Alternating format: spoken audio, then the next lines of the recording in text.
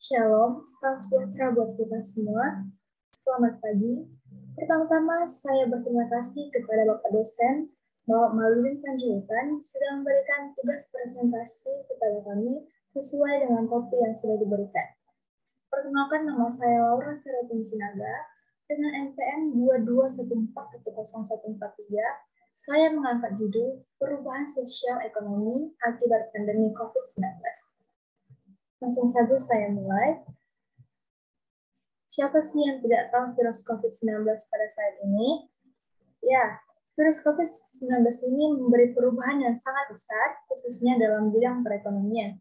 Dalam bidang ekonomi, masyarakat mengalami ketidakadilan yang dapat dilihat dari ketimpangan yang sangat terlihat dari sektor pekerjaan dan pendapatan. Masyarakat yang perekonomiannya sangat terdampak di saat pandemi sangat sulit untuk keluar dari keterpurukan. Sementara itu, dampak perekonomian bagi kelompok menengah ke bawah akan sangat besar. Ekonomi mereka yang setiap harinya hanya ditopang oleh pendapatan pada saat hari itu juga mereka bekerja. Kini, pemasukan menjadi sangat rentan karena ketika mereka tidak bekerja, maka pendapatan mereka juga tidak ada dan kebutuhan mereka juga banyak. Selanjutnya adalah dampak ekonomi yang terjadi akibat pandemi. Memang luar biasa dampak ekonomi penyebaran virus corona ini. Pertanyaannya adalah, sudah berapa banyak karyawan yang di-PHK dan sudah berapa berita tentang keluarga yang kesusahan bertahan hidup di tengah pandemi?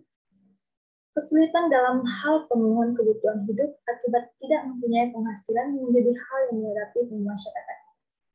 Ditambah lagi dengan menumpuknya beban keluarga terhadap biaya yang harus terus berlanjut seperti cicilan kredit, tanggungan air, listrik, dan lain sebagainya.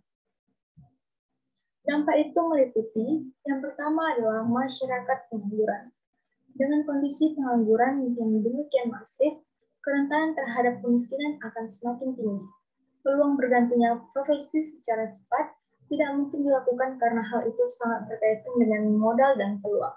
Akhirnya, masyarakat pengangguran itu akan pasrah, tidak bekerja, dan tidak mendapatkan penghasilan untuk pemenuhan kebutuhannya. Yang kedua adalah kondisi kesehatan fisik dan psikis, masyarakat mengalami penurunan.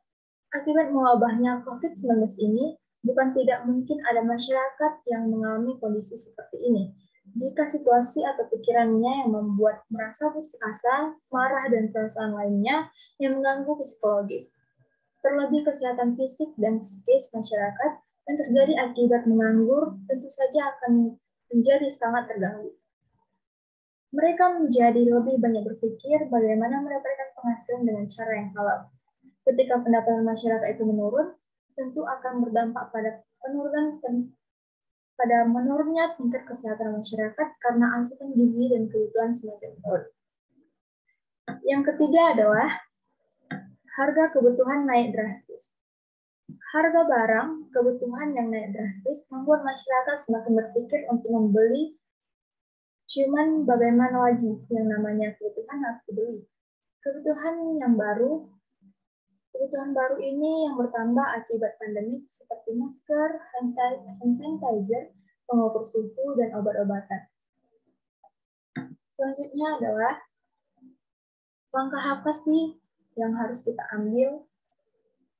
Yang pertama, krisis ekonomi keluarga. Akibat tulang punggung, kesulitan mencari penghasilan, bahkan menganggur, berbagai upaya keluarga telah dilakukan. Tetapi jalan keluar belum ditemukan. Ekonomi kian meredup dan potensi pendapatan rumah tangga mengalami penurunan yang sangat signifikan. Berbagai langkah yang perlu diambil pemerintah dan keikutsertaan kita sebagai mahasiswa dalam menjalankan fungsinya di tengah pandemi untuk mengatasi semua itu. Antara lain adalah yang pertama, kesadaran mahasiswa untuk menyampaikan suara masyarakat dan meminta kepada pemerintah sebagai pemimpin otoritas untuk mempersiapkan respon kebijakan kesehatan masyarakat yang kuat. Dengan menambahnya jumlah rumah sakit yang siap menangani virus COVID ini, jika ingin hidup berdamai dengan corona, mengingat rencana pelonggaran aktivitas sosial menuju new normal. Yang kedua adalah peran mahasiswa sebagai social control yaitu mahasiswa diharapkan mampu menjadi pengontrol sebuah kehidupan sosial pada masyarakat dengan cara memberikan saran, kritik, serta solusi untuk permasalahan sosial ini maupun permasalahan sosial masyarakat dan bangsa. Maka, perlu jika mahasiswa mengambil perannya dan meminta kepada pemerintah untuk memberikan akses kesehatan gratis kepada semua orang yang hendak memeriksakan diri berobat karena terkonfirmasi virus corona.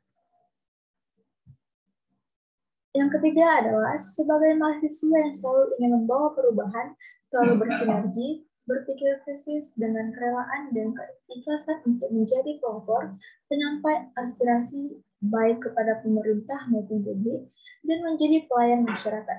Maka, perlu juga jika mahasiswa mengambil perannya dan meminta kepada pemerintah untuk memberikan stimulus bagi rumah tangga. Dapat dinyatakan secara tegas bahwa ekonomi rumah tangga selama pandemi mengalami penurunan. Mahasiswa dapat mengambil perannya menjadi penyampai produk atau usaha yang dimiliki masyarakat kepada publik untuk tetap bisa bertahan hidup.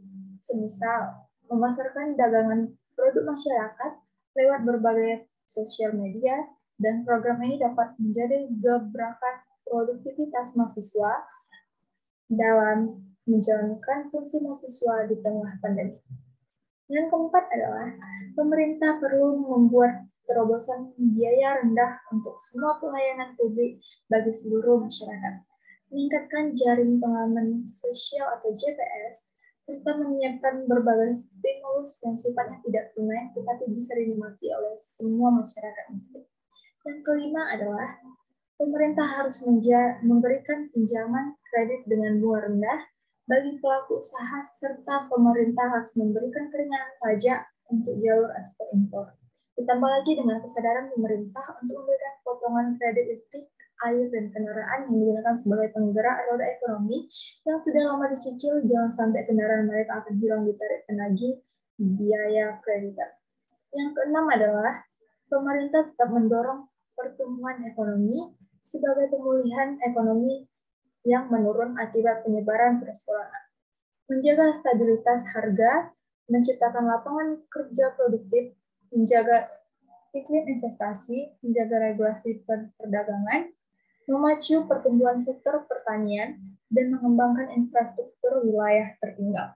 Karena sesungguhnya, kekayaan alam kita jika dikelola dengan baik dan betul-betul diperuntukkan untuk sepenuhnya kepentingan rakyat Indonesia, masalah ekonomi yang dihadapi oleh kita akan terselesaikan. Selanjutnya adalah menuju new normal. Kehidupan new normal saat ini marak digaungkan untuk memberikan perubahan dan norma baru dalam pencegahan dan penanggulangan COVID-19.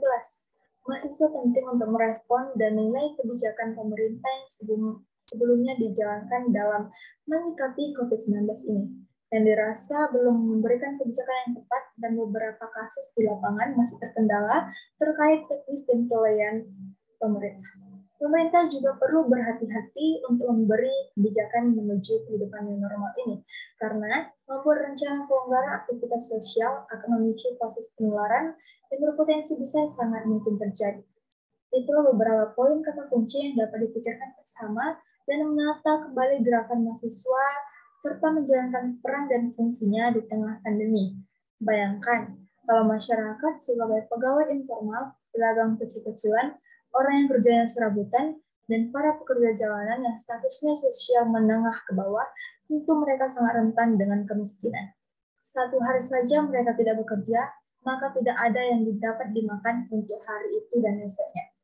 Tidak usah jauh-jauh berpikir. Satu contoh hari-hari terakhir ini saja, transportasi online sangat sepi. Contohnya Grab dan GoCar. Dan mungkin juga Gojek. Pendapatan mereka turun drastis karena tidak ada yang mengorder. Berbagai langkah di atas diharapkan dapat memperkokoh ekonomi keluarga, serta mampu menurunkan tingkat kerawanan sosial dan menekan penyebaran di tengah amukan virus corona dan ancaman badai pengangguran yang setiap harinya akan bertambah. Sekian presentasi dari saya. Apabila ada salah kata atau perbuatan yang saya lakukan sengaja maupun tidak sengaja, mohon dimaafkan. Akhir kata, saya ucapkan terima kasih. Selamat pagi.